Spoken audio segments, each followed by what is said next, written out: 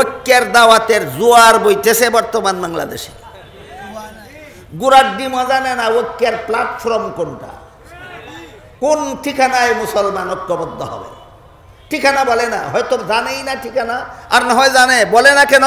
বললেই ধরা খাইবে যে তোর কাজ না ঐক্যের দাওয়াত দেওয়া, তোর আকীদা ঠিক না, তোর কাজ না ঐক্যের দাওয়াত দেওয়া, তোর ঈমান ঠিক না, তোর কাজ না ঐক্যের দাওয়াত দেওয়া, তোর ফিকহ ঠিক না, তোর আমল ঠিক না, তোর কাজ না ঐক্যের দাওয়াত দেওয়া, তোর আত্মশুদ্ধি হাসিল হয়েছে না।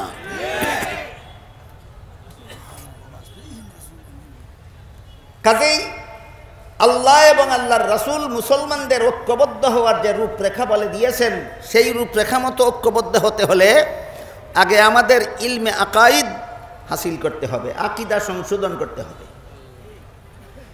আল্লাহর যে সমস্ত বিধান শুধু অন্তরে বিশ্বাস করতে হয়, কাজে কর্মে পরিণত করার কিছু নাই। যেমন গতকাল মনে হয়, অথবা এর আগের দিন আলোচনা করেছি, এর আগের দিন নয়, গতকালেই ইলমে আকাইদের সিদ্ধান্ত সমূহের একটি সিদ্ধান্ত হলো সমস্ত নবী রসুলগণ আজীবন বেগুনাহ। গতকাল সবিস্তারে আলোচনা হয়েছে। ইলমে আকাইদের একটা সিদ্ধান্তকৃত বিষয়, নবী রসুলগণ আজীবন বেগুনাহ।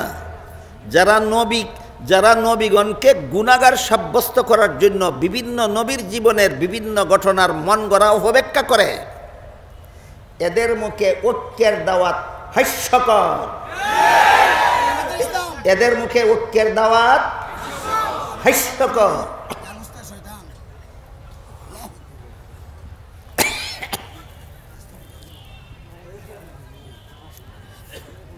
গতকাল সবিস্তারে আমি আপনাদের বলেছি,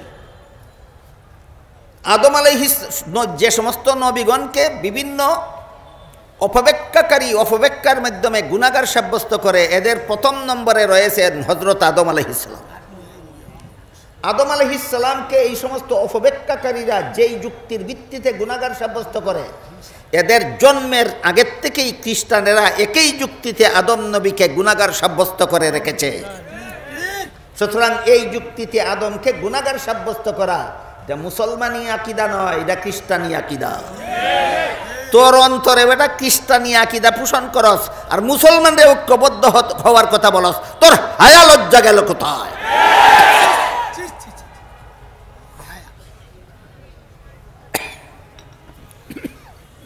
ইলমে আকাইদের সিদ্ধান্তগুলি মেনে নিয়ে মুসলমান ঐক্যবদ্ধ হও, এই হইল এই আয়াতের তফসিরের সারমর্ম।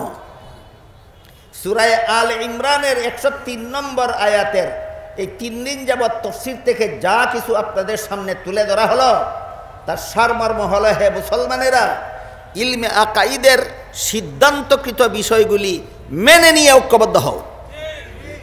ইলমে আকাইদের সিদ্ধান্তকৃত বিষয়গুলির একটি বিষয় হলো সমস্ত নবী রসুলগণ আজীবন বেগুনাহ।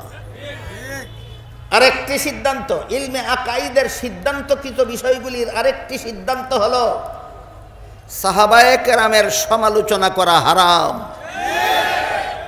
যে ইলমে আকাইদের সিদ্ধান্তকৃত বিষয়, সাহাবায়ে কেরামের সমালোচনা করা হারাম। তিরমিজি শরীফের বর্ণিত এক হাদিসে রাসূল করিম সাল্লাল্লাহু আলাইহি ওয়াসাল্লাম বলেন, ইযা রাআইতুমুল্লাযীনা ইয়াসুব্বুনা আসহাবি ফাকুলু লানাতুল্লাহি আলা শাররিকুম। এর অর্থ হলো, রাসূল বলেন, হে আমার উম্মত মুসলমানেরা, তোমরা যদি ওই সমস্ত লোকদের দেখতে পাও, বিশেষত সাহাবাদের সম্বোধন করে রাসূল কথাটা বলেছিলেন। আল্লাহ রাসূল তার সাহাবাদের সম্বোধন করে বলেছিলেন, তোমরা যখন ওই সমস্ত লোকদের দেখতে পাবে যারা আমার সাহাবাদের সমালোচনা করে, তাদেরকে বলে দিও আমার সাহাবা সমালোচকদের উপর আল্লাহর লানত। সাহাবা সমালোচকদের উপর আল্লাহর লানত। এই লানত প্রাপ্ত হয়েও যারা সাহাবায়ে কেরামের সমালোচনার বিশুদ্ধার মুসলিম সমাজে করতে চায়, মুসলমানদের সমাজের আনাচে কানাচে একটু ফাঁক ফুকর পেলেই যারা সাহাবাদের সমালোচনায় লিপ্ত হয়, এদের মুখে ঐক্যের দাওয়াত নির্লজ্জতার প্রমাণ। এরা আবার কিছুটা চাপাবাজিও করে।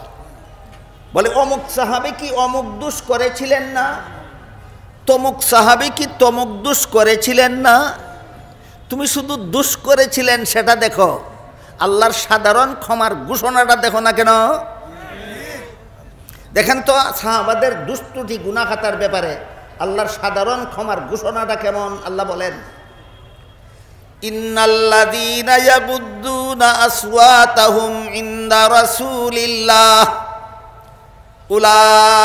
উলাইকাল্লাযীনা ইমতাহানাল্লাহু কুলুবাহুম লিত্তাকওয়া লাহুম মাগফিরাতুন লাহুম মাগফিরাতুন লাহুম মাগফিরাতুন। আল্লাহ বলেন, নিশ্চয়ই যারা রাসূলের কাছে আসলে আস্তে কথা বলে, বলেন দুনিয়ার জীবনে জাগ্রত অবস্থায় সশরীরে রাসূলের দরবারে উপস্থিত হলে আস্তে কথা বলে আবু জাহাল, আস্তে কথা বলে মুনাফিকরা, না আস্তে কথা বলে সাহাবায়ে কেরাম। আল্লাহ বলেন, যারা রাসূলের কাছে আসার পরে আস্তে কথা বলে, আল্লাহ তাদের অন্তরকে তাকওয়ার ব্যাপারে পরীক্ষা করেছেন। পরীক্ষার ফলাফল ঘোষণা দিয়ে বলেন, লাহুম মাগফিরাতুন, এদের অতীতের যাবতীয় গুনাহ খাতা ভুল ত্রুটি মাফ। সাহাবায়ে কেরাম অতীত জীবনে গুনাহ খাতা করেছিলেন, ভুল ত্রুটি করেছিলেন, কিন্তু যেভাবে তওবা করলে আল্লাহ সন্তুষ্ট হয়ে মাফ করে দেন, সমস্ত সাহাবাগণ সেইভাবে তওবা করে আল্লাহর কাছ থেকে সাধারণ ক্ষমার ঘোষণা প্রাপ্ত হয়েছে। এই সাধারণ ক্ষমার ঘোষণা দিয়ে আল্লাহ বলেন, লাহুম মাগফিরাতুন, তাদের সব গুনাহ মাফ। এক হাদিসে রাসূল বলেন, আত-তাইবু মিনাজ জামবি কামাল্লা জামবা লাহু। কোনো গুনাহগার যদি যথারীতি আল্লাহর কাছে তওবা করে ফেলে, আল্লাহ তার আমল নামাত্তাকে গুনাহগুলি মুছে দিয়ে আবার সম্পূর্ণ বেগুনাহ করে ফেলেন। কাজেই নবীগণ বেগুনাহ, সাহাবাগণ বেগুনাহ, কিন্তু দুই বেগুনার ব্যাখ্যা দুইটা। এটাও আহলে সুন্নাত ওয়াল জামাতের আকীদা। নবীগণ বেগুনাহ, সাহাবাগণ বেগুনাহ। নবীগণ বেগুনাহ কথার ব্যাখ্যা হইল তারা গুনাহ কোনোদিন করেন না, এই অর্থে বেগুনাহ। এমন বেগুনাহকে পরিভাষাগতভাবে মাসুম বলা হয়। নবীগণ মাসুম বেগুনাহ, মানে গুনাহ না করে বেগুনাহ। আর যারা অতীত জীবনে গুনাহ করেছিলেন, যথারীতি তওবা করার কারণে আল্লাহ সন্তুষ্ট হয়ে তাদের সমস্ত গুনাহ মাফ করে দিয়েছেন। মাফ করার পরে যারা বেগুনাহ হয়েছেন, এদেরকে মাসুম বলা হয় না, এদেরকে মাগফুর বলা হয়। নবীগণ হলেন মাসুম, এটা আহলে সুন্নাত ওয়াল জামাতের আরেকটা পরিভাষা। আর সাহাবাগণ হলেন মাগফুর, এটা আহলে সুন্নাত ওয়াল জামাতের আরেকটা পরিভাষা। মাসুম ওই বেগুনার দলের নাম যারা জীবনে কোনোদিন গুনাহ করে না, আর মাগফুর ওই বেগুনার দলের নাম যাদেরকে আল্লাহ গুনাহ মাফ করে বেগুনাহ বানিয়ে দিয়েছেন। এবার বলুন, আল্লাহ যাদের গুনাহ মাফ করে দিয়ে বেগুনাহ বানিয়ে দিয়েছেন, এরা সমালোচনার যোগ্য থাকে না? এদের সমালোচনা হারাম। এই জন্য সাহাবায়ে কেরামের সমালোচনা করে নবীগণকে গুনাহগার বলে, আর বলে আসো মুসলমান সব ঐক্যবদ্ধ হয়ে যাই। হায়া লজ্জার লেশ মাত্র নাই, তোর মুখ দিয়া ঐক্য শব্দ বের হয় কিভাবে? আল্লাহ নবীগণকে গুনাহগার সাব্যস্ত করে ঐক্যবদ্ধ হওয়ার কথা বলেননি। আল্লাহ সাহাবাদের সমালোচনা করে ঐক্যবদ্ধ হওয়ার কথা বলেননি। আল্লাহ বলেছেন, ইলমে আকাইদের সিদ্ধান্ত মেনে নিয়ে মুসলমান ঐক্যবদ্ধ হও। সুতরাং যারা নবীগণকে গুনাহগার বলে, এদের সাথে গিয়ে কোনো মুসলমান ঐক্য হবে না। যারা সাহাবাগণকে বেগুনাহ মনে করে, এদের সাথে এসে ওদের ঐক্য হতে হবে। যারা সাহাবাদের সমালোচনা করে, এদের সাথে গিয়ে কোনো মুসলমানের ঐক্য হবে না। যারা সাহাবাগণের সমালোচনাকে হারাম মনে করে, এদের সাথে এসে ওদের ঐক্যবদ্ধ হতে হবে। এইটাই সূরা আলে ইমরানের 103 নম্বর আয়াতের তাফসীরের দ্বারা সাব্যস্ত হলো। এই পর্যন্ত ইলমে আকাইদ মেনে নিয়ে ঐক্যবদ্ধ হও এর দুটি উদাহরণ দিলাম। ইলমে আকাইদের একটি সিদ্ধান্ত হলো নবীগণ বেগুনাহ। যদি ইসলামী ঐক্য চাও, এই সিদ্ধান্ত মেনে নিয়ে ঐক্যের প্ল্যাটফর্মে আসো। ইলমে আকাইদের আরেকটা সিদ্ধান্তকৃত বিষয় হলো সাহাবায়ে কেরামের সমালোচনা হারাম। যদি ইসলামী ঐক্য চাও, এই ইলমে আকাইদের সিদ্ধান্ত মেনে নিয়ে মুসলমান ঐক্যবদ্ধ হোক। এবার ইলমে ফিকহের একটি উদাহরণ দেব, এর কয়েক মিনিট আপনারা ধৈর্যের সাথে শুনলে। ইলমে ফিকহের একটা সিদ্ধান্তকৃত বিষয় হলো মুসলমান পুরুষের জন্য এক মুষ্টির ভিতরে দাড়ি কাটাও হারাম, মুন্ডানোও হারাম।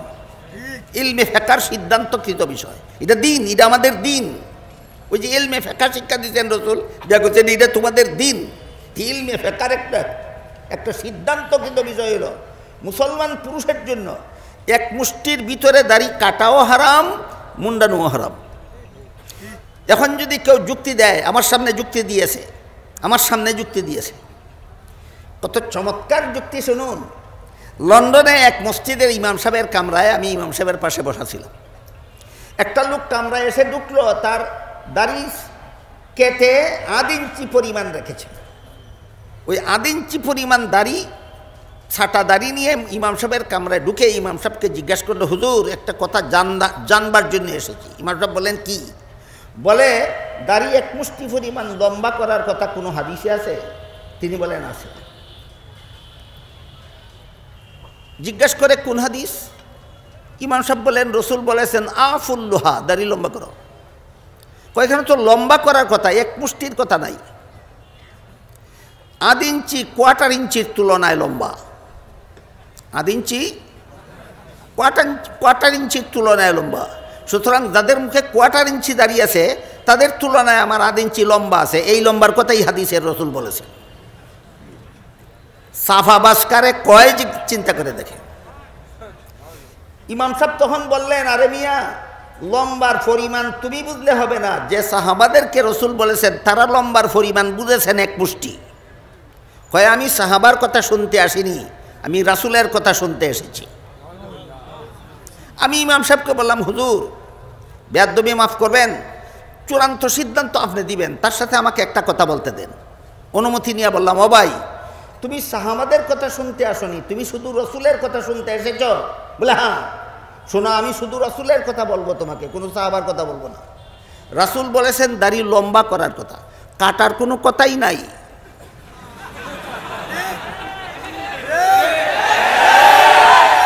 তোমার দাড়ি 1.5 হাত লম্বা হলেও কাটতে পারবে না, এটা রসুলের কথা। রসুল বলছেন শুধু লম্বা করো, লম্বা করো, লম্বা করো, কাটার কোনো কথাই নাই। কাটতে হলে সাহাবাকে মাপকাঠি মানতে হবে। সাহাবারা লম্বার পরিমাণ 1 মুষ্টি বুঝেছেন, তুমি ওই 1 মুষ্টি পরে কাটো। সাহাবারে যদি মাপকাঠি মানো তাহলে কাটতে পারো, আর সাহাবারে মাপকাঠি না মানলে 1.5 হাত লম্বা হইলেও কাটতে পারবে না। নীরবে কামরার থেকে বের হয়ে গেল।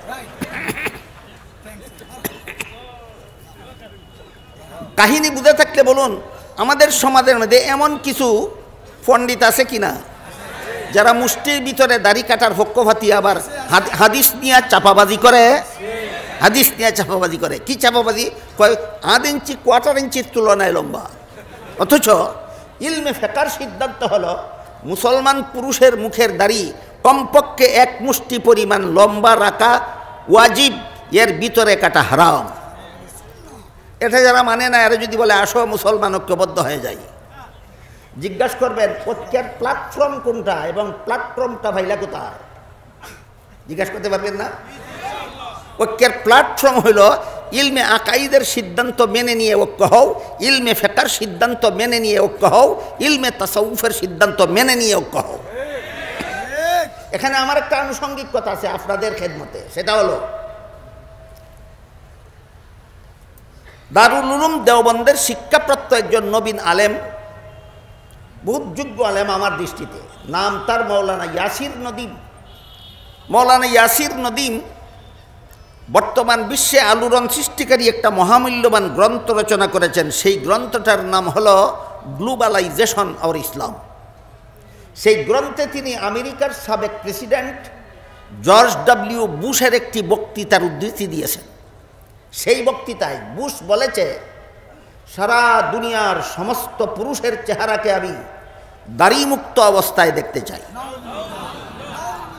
আর সারা দুনিয়ার সমস্ত মহিলাদের চেহারাকে আমি পর্দামুক্ত অবস্থায় দেখতে চাই। এই হইল বুশের বক্তৃতা। সারা দুনিয়ার সমস্ত পুরুষের চেহারাকে সে দাড়িমুক্ত অবস্থায় দেখতে চায়। এই প্রসঙ্গে আপনাদের খেদমতে আমার একটা সবিনয় আবেদন আছে। সেটা হলো, আমার জানা মতো আমাদের বর্তমান সমাজের অধিকাংশ মুসলমান পুরুষেরা চেহারার মধ্যে এক মুষ্টি পরিমাণ লম্বা দাড়ি রাখেন না। আমার ধারণা ঠিক আছে? যারা রাখেন না তাদের প্রতি আমার দুইটা সুধারণা আছে। কি বলেছি? কুধারণা না সুধারণা? ভাইয়েরা, যাদের মুখে এক মুষ্টি পরিমাণ লম্বা দাড়ি নাই, আপনাদের বলছি, আপনাদের ব্যাপারে আমার ব্যক্তিগত দুইটা সুধারণা আছে। একটা একটা করে বলি, শুনুন। যদি গ্রহণযোগ্য হয় গ্রহণ করবেন, গ্রহণযোগ্য না হলে আমার বাড়ি যাওয়ার সময় আমার সাথে ফিরিয়ে দিবেন। আমি আমার প্রস্তাব নিয়ে যাব। আপনাদের ব্যাপারে আমার এক নম্বর সুধারণা হলো, আপনারা মুখে দাড়ি রাখেন না, দাড়ি ফেলে দেন বুশের বক্তৃতার কারণে নয়। কারণ বুশের বক্তৃতার খবরও জানেন না আপনারা জারি রাখেন না পরিবেশগত কারণে। যে স্কুলে পড়তে গেলেন সেখানে গিয়া দেখেন অন্য ছাত্র দাড়ি রাখে না, আপনিও দাড়ি রাখেন না। যে বাজারে ব্যবসা করতে গেলেন গিয়া দেখলেন অন্য ব্যবসায়ী দাড়ি রাখে না, আপনিও দাড়ি রাখেন না। যে অফিসে চাকরি করতে গেলেন সেখানে গিয়া দেখেন অন্য অফিসার দাড়ি রাখে না, আপনিও দাড়ি রাখেন না। সুতরাং আপনাদের ব্যাপারে আমার এক নম্বর সুধারণা হলো, আপনারা দাড়ি রাখেন না বুশের বক্তৃতার কারণে নয়, আপনারা দাড়ি রাখেন না পরিবেশগত কারণে। দুই নম্বর সুধারণা হলো, হাদিস শরীফে রসুল বলেছেন আফুল্লুহা, দাড়ি লম্বা করো। তাহলে পরিষ্কার হয়ে গেল, আমার নবী আমার মুখের আমার চেহারায় লম্বা দাড়ি দেখতে পছন্দ করে, আর বুশ আমার মুখ দাড়ি মুক্ত দেখতে পছন্দ করে। দুই কথা পরিষ্কার। বুশ আমার চেহারাটাকে দাড়ি মুক্ত দেখতে পছন্দ করে, আর আমার নবী আমার মুখে লম্বা দাড়ি দেখতে পছন্দ করেন। এমত অবস্থায় কাল হাসরের বিচারে নবীর শাফাআত যদি আমার পেতে হয়, তাহলে বুশের পছন্দ মতোই চেহারাটাকে সাজাতে হবে, না নবীর পছন্দ মতোই? এই কথাটা যেদিন আপনাদের অন্তরে ঢুকবে, সেই দিন আপনাকে ওয়াজ নসিহত করতে হবে না, নবীর মহব্বতেই দাড়ি লম্বা করবেন আপনারা। আপনাদের প্রতি এই আরেকটা সুধারণা আছে আমার।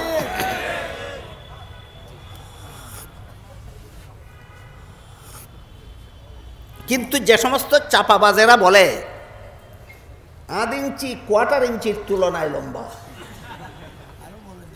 এরা ইলমে ফেকার সিদ্ধান্ত মেনে নিয়ে ঐক্যের কথা বলে, না ইলমে ফেকাকে বৃদ্ধাঙ্গুলি দেখাইয়া ঐক্যের কথা বলে?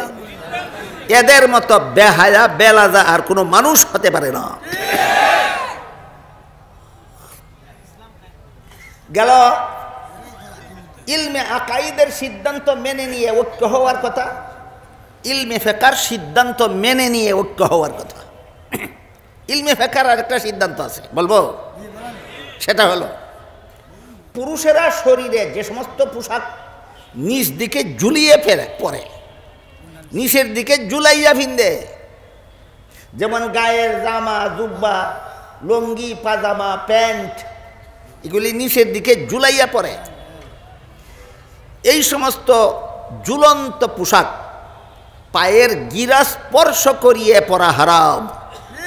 ইলমে ফেকার আর একটা সিদ্ধান্ত, ইলমে ফেকার আর একটা সিদ্ধান্ত। কোনো মুসলমান যদি ঝুলাইয়া পরে ইলমে ফেকার সিদ্ধান্তটা পালন করে না, আর মনে মনে ভাবে যে আমার কাজটা সঠিক নয়, ক্ষমা কোনো না কোনো সময় ক্ষমা পাওয়ার যোগ্য। কিন্তু কেউ যদি বলে যে প্যান্ট একটা পরলাম পায়ের গিরার 2 ইঞ্চি উপরে, এতে আমার প্রেস্টিজ নষ্ট হয়, পাজামা পরলাম পায়ের গিরার 4 আঙ্গুল উপরে, এতে আমার প্রেস্টিজ নষ্ট হয়, লুঙ্গি পরলাম পায়ের গিরার 6 আঙ্গুল উপরে, এতে আমার প্রেস্টিজ নষ্ট হয়, এই প্রেস্টিজের সেন্স হারাম, প্রেস্টিজের সেন্স হারাম। কাজেই এইরকম প্রেস্টিজের ভাবনায় কোনো ঝুলন্ত পোশাক পায়ের গিরা স্পর্শ করানো, এটা হারাম, এটা ইলমে ফেকার সিদ্ধান্ত। যারা যারা আপনাদেরকে ঐক্যের দাওয়াত দেয়, নিচের দিকে চেয়ে দেখবেন তাদের পায়জামাটা কোথায় আছে। যারা যারা ঐক্যের দাওয়াত দেয় তাদের নিচ দিকে চেয়ে দেখবেন লুঙ্গিটা কোথায় আছে। প্যান্ট কোথায় আছে? হায়া লজ্জা নাই বেটা, মুসলমানের ঐক্যের দাওয়াত দেশ। এটা ইসলামী ঐক্যের রূপরেখা নয়। ইসলামে ঐক্যের রূপরেখা আল্লাহ এবং আল্লাহর রসুল সুস্পষ্টভাবে বলে দিয়েছেন। ইলমে আকাইদের সিদ্ধান্তগুলি মেনে নিয়ে মুসলমান ঐক্যবদ্ধ হও, ইলমে ফিকহের সিদ্ধান্তগুলি মেনে নিয়ে মুসলমান ঐক্যবদ্ধ হও, ইলমে তাসাউফের সিদ্ধান্তগুলি মেনে নিয়ে মুসলমান ঐক্যবদ্ধ হও। এবার ইলমে তাসাউফের কথা। ইলমে তাসাউফের সংজ্ঞা কি? ইলমে তাসাউফের সংজ্ঞা হলো আল্লাহর যে সমস্ত বিধিবিধান শুধু অন্তরে বিশ্বাস করলেও চলে না, বাহ্যিক অঙ্গের দ্বারা পালনও করা যায় না, বরং বিশ্বাসও করতে হয় অন্তরের দ্বারা, পালনও করতে হয় অন্তরের দ্বারা। এমন বিধান জানার নাম ইলমে তাসকিয়া, ইলমে তাসাউফ। এই দুইটা মূল কথা, ইলমে তাসাউফের দুইটা মূল কথা আল্লাহ রসুল হাদিসে জিবরিলে বলে দিয়েছেন। একটা হলো আল্লাহ তোমার সামনে আছেন, আর তুমি আল্লাহর সামনে আছো, বিশ্বাস জাগ্রত করো, ইবাদত হবে নির্বেজাল, সংসারের কাজ হবে দুর্নীতিমুক্ত। এই দুইটা মূল কথার সাথে আরও যত আনুষঙ্গিক কথা আছে সবগুলিকে সবিস্তারে দলিল প্রমাণ সহ আকাবিরিনে উম্মত আরেকটি শাস্ত্রে বিন্যস্ত করেছেন।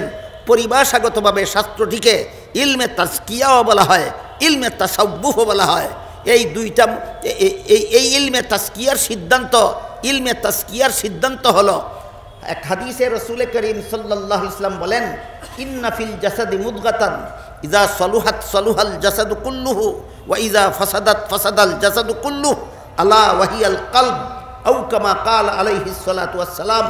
মানুষের আভ্যন্তরীণ অঙ্গসমূহের মধ্যে, দেহের মানব দেহের আভ্যন্তরীণ অঙ্গসমূহের মধ্যে একটি অঙ্গ আছে, একটি পিণ্ড আছে। এই পিণ্ডটা যদি শুধিত থাকে, তার সকল কার্যকলাপ শুধিত হয়। ওই পিণ্ডটা যদি দূষিত হয়ে যায়, তার সমস্ত কার্যকলাপ দূষিত হয়ে যায়। সেই পিণ্ডটার নাম হইল অন্তর। পিণ্ডটার নাম অন্তর। এবার বলুন, আল্লাহ আমার সামনে আছেন, আমার দৃষ্টিশক্তির অভাবে দেখি না, কিন্তু আমি যে আল্লাহর সামনে আছি, আল্লাহ কিন্তু আমাকে সর্বাবস্থায় দেখে। এই বিশ্বাসটা জাগ্রত করতে হয় মুখের দ্বারা চেঁচামেচি করে, হাতের দ্বারা ধাক্কা দিয়ে, পায়ের দ্বারা লাথি দিয়ে, না অন্তরের সাধনার দ্বারা? অন্তরের সাধনার দ্বারা এই বিশ্বাস জাগ্রত করতে হয়।